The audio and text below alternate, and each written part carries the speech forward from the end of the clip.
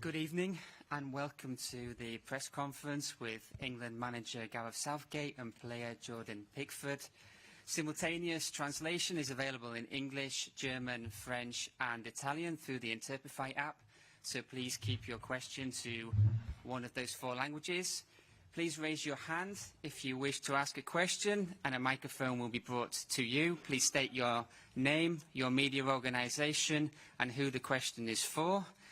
And remember, it is just 1 question per person. I will now hand the floor to England press officer Andy.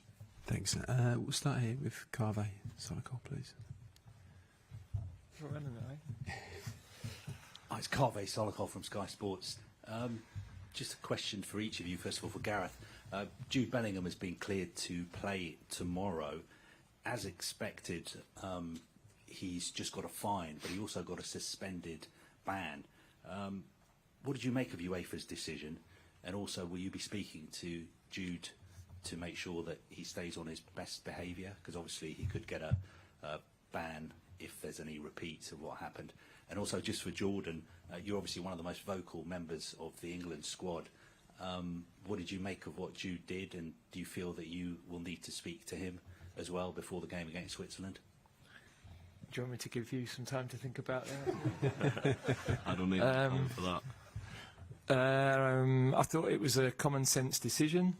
Clearly, when you score a goal of the quality that he did, at the moment that he did, at the age that he is, you're going to have an incredible rush of adrenaline, and I think there was no intent in the gesture towards anybody other than sort of communication he has with his family. So from our perspective, we thought it was a sensible outcome, really.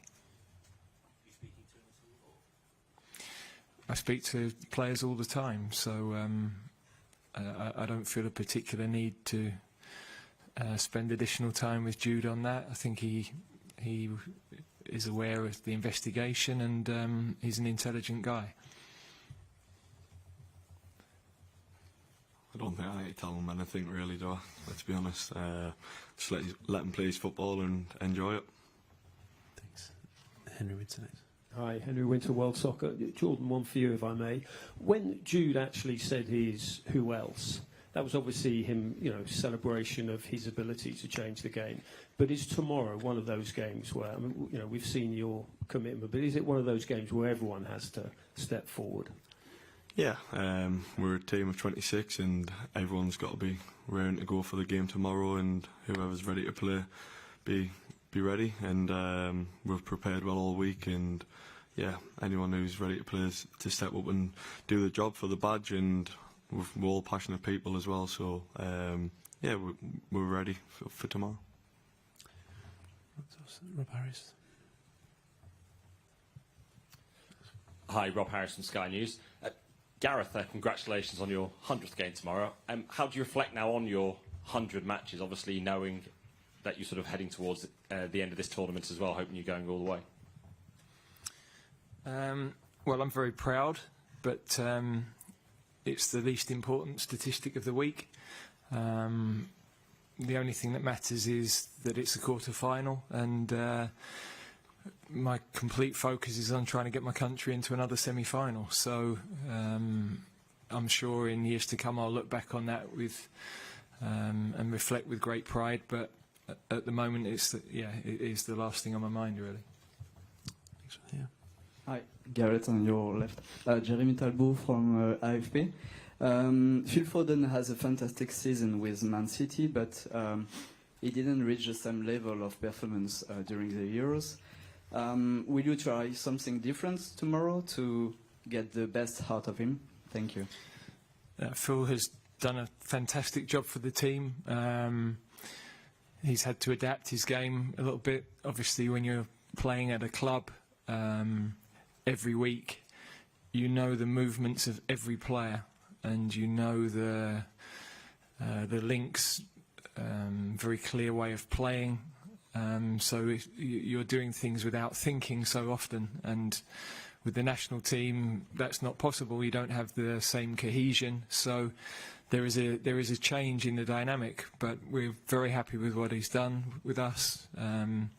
He was unfortunate with the disallowed goal. He's unfortunate with the goal that he nearly created in the match before that, and also the amount of work he does for the team with his pressing, and the intelligence of that was very, very important for us in all of the matches that we've had. So, yeah, I know he would like a goal. We're not concerned by his performances, but you know, we'd also love a goal that is allowed as well. So let's see if he can deliver that tomorrow. James. Yeah. Hi there, James Ollie from ESPN. Good luck to you both tomorrow. There's been a lot of focus on England needing to play better, maybe entertain a bit more, but is that really a requirement in tournament football? I mean, knockout football, ultimately the result is the only thing that matters rather than playing well. Well, you obviously want to play well as a team. Your ambition is to play as well as you possibly can. Every team wants to excite. Every team wants to score goals.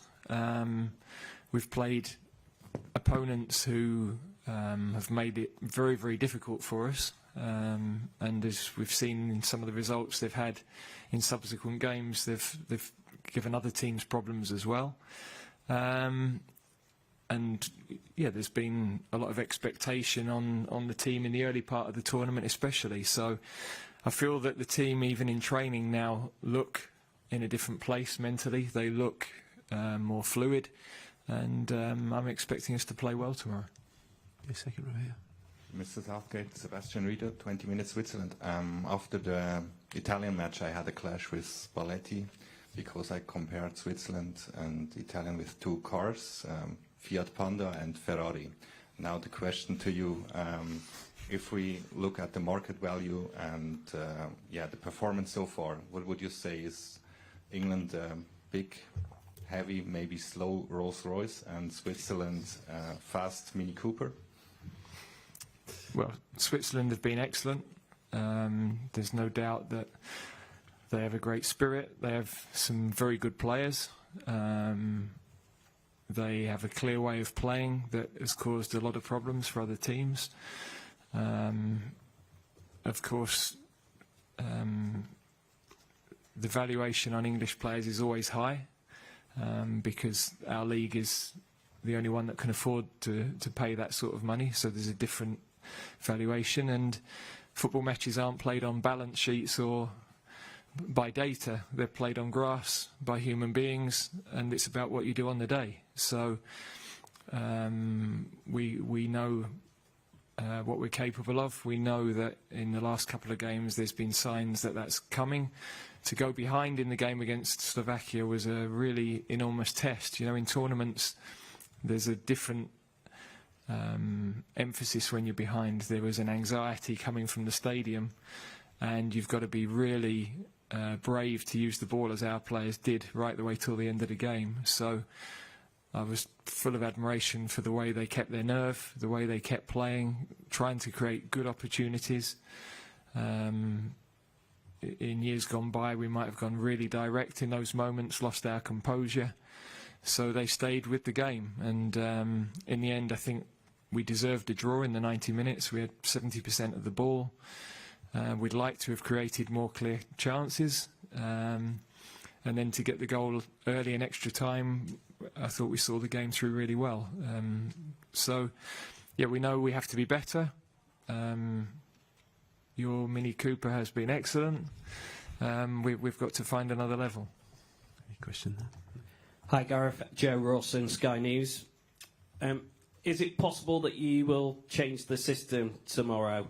And if you do, what are the merits from playing a different formation, 5 at the back, for instance?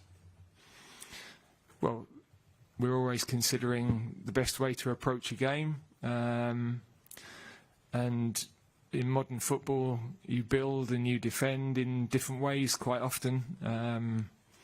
Switzerland themselves, they spend time building the game in a back 4 at times. They're very fluid in their formation. So it's a good example of the way the modern game is played. And you write a formation on a piece of paper, but the team are rarely in that shape at any given moment if you pause the action. So we're always preparing the team for trying to give the opponent the most problems we can, but also respecting their strengths. And obviously the Swiss have a lot of strengths at the moment. Okay, Joe at the back. Hi Gareth, Joe Wardrop here from ITV News. At the risk of spoiling the politics-free zone in camp, you've outlasted 4 British Prime Ministers and you are onto your 5th. At least he is a football fan. Do you have any advice for Sir Keir Starmer, and do you ever wonder who has the harder job? Well, I'm not envious of his job. No, I don't have any advice. I think when you're in a position of responsibility, as I am, you realise that advice comes from every direction. Everybody has a simple solution to complex problems, so I'm sure he's going to be inundated with that sort of feel. And yeah, having been in the role I have, the one thing I would do is not be offering any additional issues for him by speaking publicly about anything. So wish him well. We want a strong country. We all want the best possible conditions in the UK, and whoever is in charge, whichever government is in charge, that's what we all desire. Hi, Gareth. Kieran Canning from AFP. You mentioned after the Slovakia game, really stressed the importance of the impact that the subs have made throughout the whole tournament, but I think it's 10 of the 11 have started every single game. Is that, especially what happened against Slovakia, giving you food for thought in terms of making more changes tomorrow to freshen it up? Well, physically the team are in good condition. We obviously lose Mark, suspended. So again, there's that balance of continuity, but players who are coming into the game having a good impact. You want your substitutions to make a difference, and I think in every game our substitutions have. That's great credit to the players, their mentality, the way all of them are training. They're all ready to come into the game. And when you win a game with, the 2 goal scorers off the pitch, but with a lot of the rest of the squad on the pitch, it's massive for building the bond and the feeling that everybody has of contributing to the cause. So we've definitely felt that in the camp this week. Ibrahim from beIN Sports. Jordan, Mark Gay played every minute from the beginning of the tournament in front of you. Any impact of missing him in this game, and what do you make of it? No, I think he's been brilliant since he come in, but it's an opportunity for somebody else to come in and take the role. And like I said earlier, everyone's here on merit because they've had a great season with the club, and so whoever's ready to play tomorrow, they're going to be ready and to take the challenge on. Frida Fagerlund, Aftonbladet Sweden. Question for Jordan. Obviously you and your teammates, you don't have that much time together. You play under different types of managers with different philosophies and style of plays. Would you say it's been more challenging to sort of find your identity on the pitch this time around in this tournament? And if yes, why would you say that is? No, I don't think so. Me as a goalkeeper, you've got to keep your own identity in the shape, the manager and the staff, and the way we want to play. I've got to adapt to that, and so is the rest of the team. So yeah, so whatever's given to me, I'm ready to take the challenge on, and I can learn every day. I want to get better every day as a goalkeeper, and whatever gets put in front of me, I'll keep working harder to get better. Yeah, question. Hi Gareth, Etienne Vuillemin from Switzerland, CH Media. Question for you: how is it for you personal that people in England and journalists are talking about who could be the future manager of the England squad? How do you handle this situation? It's a fact of life, you know. If you're in a one of the most high-profile jobs in world football, then there's always going to be speculation. There's always going to be assessment of what's going on. So yeah, I'm not worried. When I was a young manager, you're trying to forge a career, and you're worried that if the first job doesn't go well, you'll never get another job. So you worry about failing, and you worry about getting the sack, and you worry about all those things. When you're older, I'm 53, I'm not worried about losing, I'm not worried about what might go wrong. We have an opportunity tomorrow to get to another semi-final. It's a positive challenge, and that's how I view it. So yeah, the downside for me is irrelevant. It's about going for it now. That's been my mindset for quite a while, and certainly it's been my mindset through this tournament, because you know that there's always going to be reaction to how we play as well as the result. It's the nature of the role that I have. Okay, Tom Barkley, and then two at the front. Tom Barkley from The Sun. Just a question for Jordan. You've played in lots of different systems over the years with England. I just wondered, what's the difference, you know, from a technical point of view as a goalkeeper between playing three at the back and a back four? I don't think there's much difference, to be honest. Like the manager said earlier, no one's in that exact position at the right time. It's just about us being balanced no matter what formation you play, being in the right positions. But as a goalkeeper, it's a bit different. I don't have to worry as much. But yeah, if it's back three or back four, the shape's going to be roughly the same anyway. Jack Pickford. Hi Gareth, Jack Pickford from The Athletic. You said that you saw an improvement in training this week. Would that have been just a boost from the Slovakia game, or something technical or tactical, or something else? I just think the longer the players are here, the more belief they have, the less they're being affected by what's outside. They can see the opportunity. They can see, on the one hand, you know, we talked about being here or being in camp for 45 days when we met. Now that has to be just 10. So that feels much closer. But at the same time, I said to them this morning, it's still a million miles away, because every game can take you into on a journey like the game did the other night. So you can't for 1 minute be thinking of what's next. It's all about tomorrow. We have to deliver tomorrow. We have to be ready to go until the very last minute again. Dig deep in the moments that you have to win these big matches. But, you know, they're highly motivated guys, and they can see the possibility of a semi-final. So understandably, there's a buzz about them, and they're excited to take that challenge on. Mark. Hi, Jordan. Mark Van Bryan's for PA. You've got 7 clean sheets in Euros games now. That's only, I think it's only Casillas, Van der Sar and Buffon have only got more than that. How does it feel to be in that kind of company, and what is it about tournament football you think brings the best out of you as a goalkeeper? I like the pressure.